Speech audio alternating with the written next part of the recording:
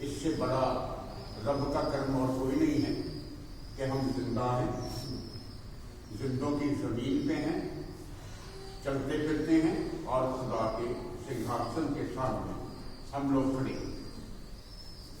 जिनके पास पवित्र कलाम है वो खुल जाना चाहिए, कलाम के साथ साथ आपकी आंखें खुल जानी चाहिए, नींद से जाग जाना चाहिए और बिल्कुल अलर्ट होकर खुदा के कलाम में आगे हमें पढ़ना चाहिए कि आज खुदा आपसे क्या कहने वाला है।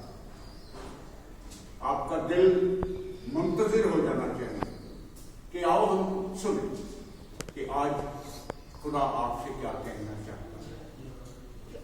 आपको एक दिन पहले, एक दिन शाम को ही तैयार हो जाना चाहिए कि सुबह जाएंगे देखिए नया क्या मिलता है। खुदा के कलाम से ढूंढेंगे तो बहुत कुछ पाएंगे, बैठे रहेंगे नहीं ढूंढेंगे तो कुछ नहीं पाएंगे। सारी रात चप्पू चलाओगे, पसीनों पसीन हो जाओगे और इस किनारे से दूसरे किनारे तक जाते जाते जोर लगा दोगे। सारी रात चप्पू चलाया, सारी रात मेहनत की, पसीना बहाया, थक गए, पता लगा कि वहीं के वहीं कुछ नया नहीं। इसलिए नए बन जाओ, नई सोच के साथ, नए ईमान के साथ। आपका एक कदम उठे और खुदा के 4 कदम उठे आपकी तरफ, फिर मजा खुदा मजबूर हो जाए आपके सामने। ऐसी प्रस्तिश करो, ऐसे खुदा को पुकारो कि वो आपके सामने हाजिर हो जाए और वो आपसे कहे, बता मेरे बेटे तू क्या चाहता है कि मैं तेरे लिए करूं। खुदा ने अपने बेटे को आपको दे दिया है कि आप सबका उद्धार हो सके। मैंने उद्धार पर बहुत बोला है, लेकिन कल का इतवार का जो मौजूद था वो खुदा का उद्धार। कल इतवार का जो मौजूद था उसका था कि खुदा ने अपने उद्धार की योजना को पूरा करके इस संसार को बचा दिया। सिर्फ आप लोगों को नहीं, इस संसार के हर एक बच्चे, हर एक बच्ची, हर एक बुजुर्ग को बचा दिया। और इसी उद्धार की हम लोग इंतजार में। अब उद्धार आ चुका है, हम बचाए जा चुके हैं। इसलिए आज के समय में ये कहा जाएगा कि हमारा परमेश्वर यही है जिस उद्धार की हम लोग इंतजार में थे। हम लोग उस उद्धारकर्ता की इंतजार में थे और खुदा ने हमारे उस इंतजार को पूरा किया और हमें एक उद्धार भेजा। आज की दुनिया में साइंस ने इतनी तरक्की कर ली है कि अंधे देख सकते हैं। आपको पता है, आंखें दान कर दी जाती हैं। जिनकी आंखें नहीं है वो दूसरों की आंखें लगा दी जाती हैं। मान लीजिए पता है, जिसकी आंख खराब हो जाए दूसरे आदमी की आंख निकाल के उसको लगा दी जाती है। तो अंधे देख सकते हैं, लंगड़े चल सकते हैं, कानों से बहरे लोग सुन सकते हैं आज की दुनिया में। पर किसी का बचाया जाना बड़ा मुश्किल है। ये कोई नहीं कर सकता। कोई ये कह सकते कि मैं तुझे बचा लेता हूं, मैं तेरे गुनाहों को माफ कर देता हूं, मैं तेरा उद्धार कर देता हूं, मैं तुझे नई जिंदगी दे देता। ऐसा कोई कह सकता है? कोई नहीं कह सकता। तो आज हमारा मसीहा, आज हमारा खुदा जो है ना, वो कहता है कि मैं तेरा उद्धार हूं, मैं तुझे बचाऊंगा, मैं तेरे अंग संग रहूंगा, तो फिक्र मत करना। हम लोग इन बातों को जरा ऊपर से ले लेते हैं। ये बातें जो हैं खुदा की, वो हमारे सिर के ऊपर से निकल जाती हैं और हम लोग उन्हें देख नहीं पाते। पढ़िए कहाँ लिखा है, यशायाह का किताब निकालें, पुराना एहसाना, उसकी 25 बात है, उसकी 9वीं आयत। बाइबल खुल जानी चाहिए, लिखने लिखने वाले लिखना शुरू कर दें, जो सुनने वाले सुनना शुरू करें, देखने वाले देखना शुरू करें, लिखने वाले लिखना शुरू करें, पढ़ने वाले पढ़ना शुरू करें। 25 की नौ। उस समय ये कहा जाएगा, देखो हमारा परमेश्वर यही है, हम इसी की बाट जोतते आए हैं कि वह हमारा उद्धार करे। यहोवा यही है, हम उसकी बाट जोतते आए हैं, हम उससे उद्धार पाकर मगन और आनंदित होंगे। हम उससे उद्धार पा करके मगन और आनंदित हो जाएंगे। यही तो दिन है जिसका हमें इंतजार था। इस समय कहा जाएगा, उस समय भी कहा गया और आज के समय में भी कहा जाएगा कि यही परमेश्वर है जिसकी हम इंतजार कर रहे थे। यही हमारा उद्धार है, यही हमारा यहोवा है और इसी की राह हम लोग देखते आए और उसी से उद्धार पा करके हम मगन और आनंदित हो जाएंगे। हमारी खुशी जो है ना, वो ऐसी खुशी होनी चाहिए कि जिसमें कोई अहोनाला, कोई दर्द नहीं होना चाहिए। मगन का मतलब होता है बिल्कुल मगन हो जाओ, आंखें बंद कर लो, अपने हाथों को उठा लो, खुशी से झूमो, नाचो और गाओ। इसे कहते हैं मगन हो जाना। सारी चिंताओं को छोड़ करके मगन हो जाओ, आनंदित हो जाओ, ऐसा यहां पर लिखा हुआ है। और खुदा ने इसीलिए इंसान के उद्धार की योजना बना ली कि मेरा बनाया हुआ इंसान जो है वो मगन रहे, वो आनंदित रहे, वो खुश रहे। आज लोगों के चेहरे के ऊपर एक बनावटी हंसी, एक बनावटी मगनपन, एक बनावटी आनंद है, क्योंकि आज का इंसान दुख तकलीफों परेशानियों से भरा हुआ है। वो अपने उद्धार की तरफ, अपने सृजनहार की तरफ, अपने सृष्टिकर्ता की तरफ ध्यान नहीं लगाता। वो अपोजिट है। खुदा इस तरफ है, आदमी इस तरफ। खुदा का दर इस तरफ है और आदमी दूसरी तरफ। इसलिए मेरे बच्चों, माय डियर फ्रेंड्स, लोगों ने सवाल कर लिया, वो उद्धार करता है, वो मुक्ति दाता है। लोगों ने सवाल कर लिया, अगर तू मुक्ति दाता है, अगर तू उद्धार करता है, तो हमें कोई चिन्ह दिखा दे। हम चिन्ह ढूंढना मांगते हैं, हम निशान ढूंढना मांगते हैं, हम किंतु परंतु के सवालों में धंसे रहेंगे। दुनिया कहती है पहले देखो फिर विश्वास करो, अनदेखी चीजों पर विश्वास न करो। लेकिन खुदा कहता है पहले विश्वास करो और फिर देखो।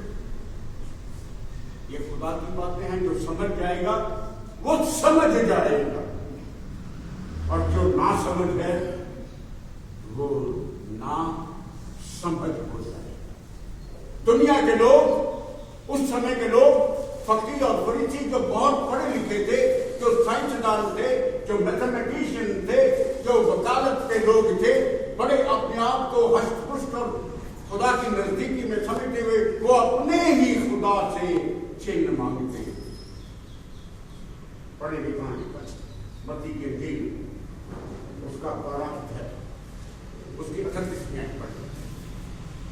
इस पर कितने फरीसी और शास्त्रियों से कहा, अगर तू उद्धार करता है तो हम तुझ में एक चिन्ह देखना चाहते हैं।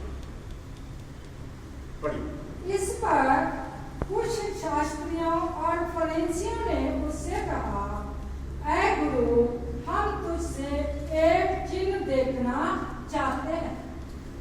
हम तुझ में एक चिन्ह देखना चाहते हैं। आप शक के दायरे में, आपको यकीन नहीं है, आपको विश्वास नहीं है कि वो मसीहा है। आप यकीन नहीं कर पा रहे हैं कि वो खुदा का भेजा हुआ खुदा का बेटा, इसलिए तो निशान मांग रहे हैं। और खुदा ने कहा है कि आज के जो बुरे लोग हैं वो चिन्ह ढूंढते हैं, खुदा के बेटे में वो चिन्ह ढूंढते हैं। 39 में उसने उन्हें उत्तर दिया, इस युग के बुरे और व्यभिचारी लोग चिन्ह ढूंढते हैं।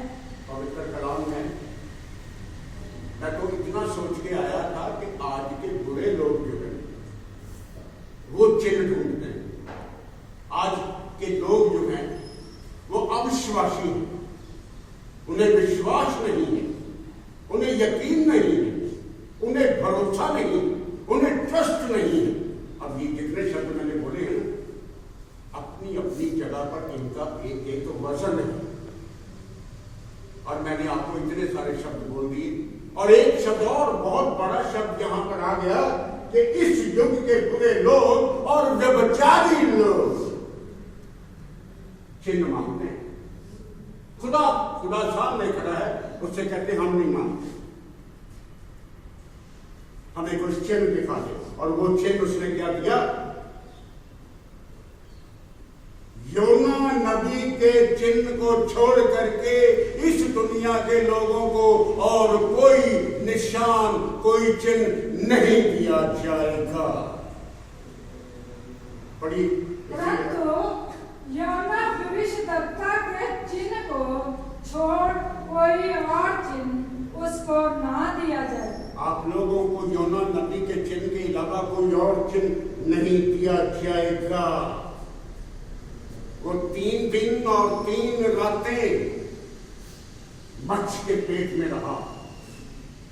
मैंने आपसे बड़े ही खुले में योना नबी का बयान किया था। उस वक्त में आज से 4 महीने पहले मैंने आपसे योना नबी के बारे में जिक्र किया था कि वो 3 दिन और 3 रातें उस मच्छ के पेट में रहा। अगर आप जानना चाहते हैं, अगर आप और सुनना चाहते हैं कि वो 3 दिन उस मच्छ के पेट में कर क्या रहा था, मुझे फीडबैक दीजिएगा, मुझे उत्साहित कीजिएगा, मुझे प्रोत्साहित कीजिएगा कि मैं खुदा की नजदीकी में जाकर के आपको उन 3 दिन और 3 रातों का बयान कर सकूं। लेकिन कोई नहीं आया, किसी ने उस 3 दिनों के बारे में जानने की कोशिश नहीं की। और आज उन 3 दिनों का जिक्र हो रहा है। खुदा कहता है, आप सबसे कहता है कि उस योना नबी के निशान को छोड़ करके आज इस बुरे लोगों को कोई और चिन्ह जो है नहीं दिया जाएगा। 40 में बयान कर रही है। योना 3 रात दिन जल जंतु के पेट में रहा, वैसे ही मनुष्य का पुत्र 3 रात 3 दिन पृथ्वी के भीतर रहेगा। 3 दिन 3 रातें वो पृथ्वी के दिल में रहेगा। ऐसा इंग्लिश बाइबल में ऐसा लिखा,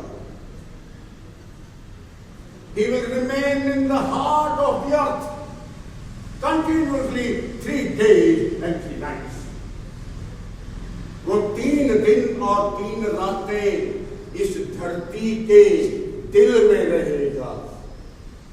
तुम इस मंदिर को गिरा दो, मैं उसे 3 दिन में खड़ा कर दूंगा।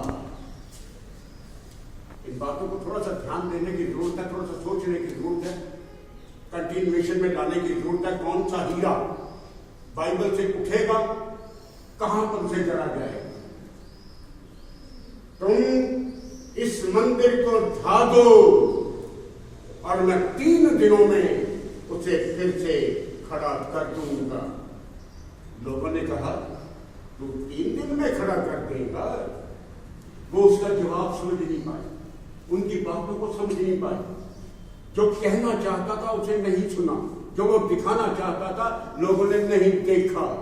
वो कहने लगे इस मंदिर को बनाने में 46 साल लग गए और तू कहता है कि मैं 3 दिन में बना दूंगा। माय डियर फ्रेंड्स, उसने अपना जिक्र किया।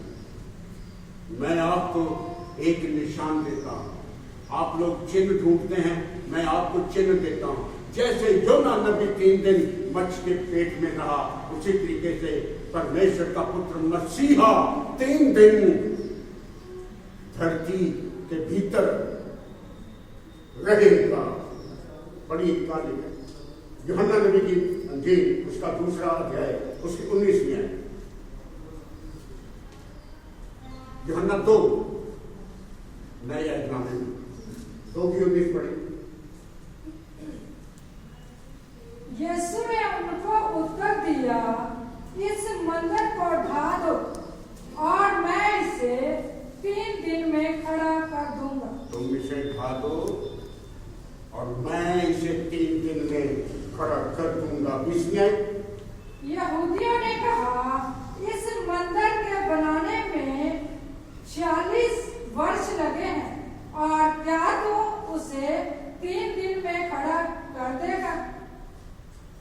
रास्ते पर आने जाने वाले अपना सिर हिलाते थे और उसे कहते थे, ऐ मंदिर को ढाने वाले और 3 दिनों में खड़ा करने वाले, सलीब से नीचे आ जा। कहां की बात है, कहां करते हैं? ऐ मंदिर के ढा देने वाले और 3 दिन में बना देने वाले, नीचे उतरा, अपने आप को बचा। तो खुदावंद कहता है, ये मेरी जान है, ये मेरे इख्तियार में है, इसे कोई मुझसे छीन नहीं सकता। ये मैं खुद देता हूं। मैं अपने प्राण, अपनी जान खुद देता हूं ताकि खुद उसे वापस ले लूं। ये जान, ये जिंदगी, ये मौत मेरे इख्तियार में दी गई है। खुदा मुझसे प्यार करता है, इसीलिए मैं उसे अपनी जान दे देता हूं ताकि उसे फिर से ले लूं। वो फिर जिंदा हो गया ना। चिन्ह ढूंढते हैं और उसने सबसे बड़ा चिन्ह दिखाया है। कब्रों को फाड़ करके, कब्रों को चीर करके वो 3रे दिन जी उठा। ये है सबसे बड़ा निशान, ये है सबसे बड़ी गवाही, ये है सबसे बड़ा चिन्ह जो उसने लोगों को दिखाया कि मैं अपने पिता का बेटा हूं। यूहन्ना 10:17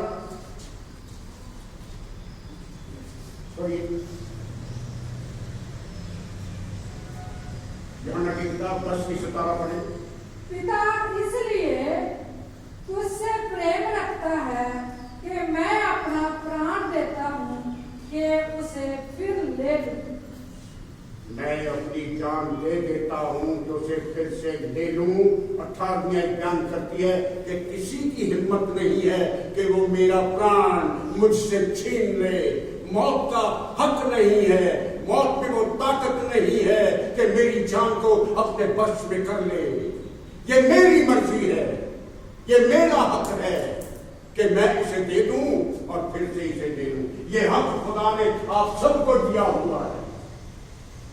आपने उस हक को जाना नहीं। खुदा ने आपको सामर्थ्य दे दी, आपका उद्धार किया, आपको बचा लिया है। आप बचाए हुए लोग हैं, आप खुदा के बचाए हुए बेटे और बेटियां हैं। क्या मैंने कहा था? कोई उसे मुझसे छीनता नहीं, वरन मैं उसे आप ही देता हूं। मैं उसे आप ही दे देता हूं, अपनी मर्जी से, विदाउट प्रेशर, बिना किसी झिकाहट के मैं खुद देता हूं ताकि उसे फिर से वापस ले। आपके लिए भी मैं आप अपने आप को खुदा के सामने समर्पित कर दें, खुदा के सामने अपने आप को अर्पित कर दें। मेरा जीवन तेरा है, मेरी जिंदगी तेरी है, तू जैसे इसे चलाएगा मैं इसे चलाऊंगा। आगे पर पूरा कर दीजिए इसको। मुझे उसके देने का भी अधिकार है और उसे फिर ले लेने का भी अधिकार है। ये आज्ञा मेरे पिता से मुझे मिली है। ये खुदा का हुक्म है। आज खुदा का हुक्म आपके लिए, मैं आपके इन मंदिरों को ढा दूंगा। मैं इस मंदिर को ढा दूंगा और 3 दिन में खड़ा कर दूंगा। मैं इस मंदिर को जो हाथ का बनाया हुआ है इसे मैं ढा दूंगा और आपको वो मंदिर बना दूंगा जो हाथ से बनाया हुआ नहीं है। वो मेरा बनाया हुआ होगा। क्या तुम नहीं जानते कि तुम परमेश्वर का मंदिर हो और आपको खुदा ने अपने हाथों से बनाया है। मरकुस के इंजील निकालेंगे, आखिरी आयत पे हूं मैं, 14 के 58। मैं एक दूसरा मंदिर बना दूंगा, एक दूसरा भवन बना दूंगा जो हाथ का बनाया हुआ नहीं होगा, जो स्वर्गीय मंदिर होगा, खुदा के फरिश्तों के द्वारा बनाया गया होगा। वो हीरे और जवाहरात से जड़े हुए वो मंदिर होगा। पढ़िए नहीं कहा हमने इससे ये कहते सुना है, मैं इस हाथ के बनाए हुए मंदिर को ढा दूंगा और 3 दिन में दूसरा बनाऊंगा जो हाथ से ना बना। जो खुदा आपको मंदिर बनाएगा ना, वो हाथों का बना हुआ नहीं होगा। वो चिरस्थायी है, उसका अंत नहीं है। क्या तुमने अभी तक नहीं जाना कि तुम खुदा का मंदिर हो? और खुदा की आत्मा, खुदा की जान, खुदा की जिंद जान वो आप लोगों में वास करती है। अपने आप को पहचानिए, अपने आप को जानिए, आप हैं कौन? आपको किसने बनाया है? आप किसके लिए हैं? आप कहां से आए हैं? आप कहां को जा रहे हैं? जरा विचार करने वाली बातें। सुबह मैं आपका सबका धन्यवाद करता हूं कि आप लोग आते हैं और खुदा की बातों को सुनते हैं। खुदा आपको बड़ी बड़ी मोहब्बतें देगा और वो आपको अपने हाथों से बनाएगा।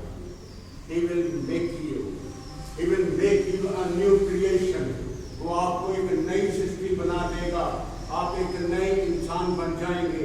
आप खुदा के हकीकी अंगूरों की बेल हो जाएंगे। आप पे मीठा रस रहेगा।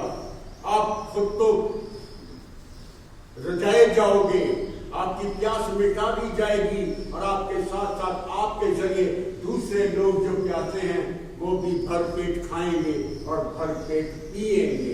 ये खुदा के वचन में, खुदा का कलाम है। इन्हीं शब्दों के साथ आज की इस डिवोशन को मैं खुदा बाप, बेटी और बाप रूह के नाम से यहीं पर पूरा करने का हूँ। खुदा ने आपको बहुत बरकत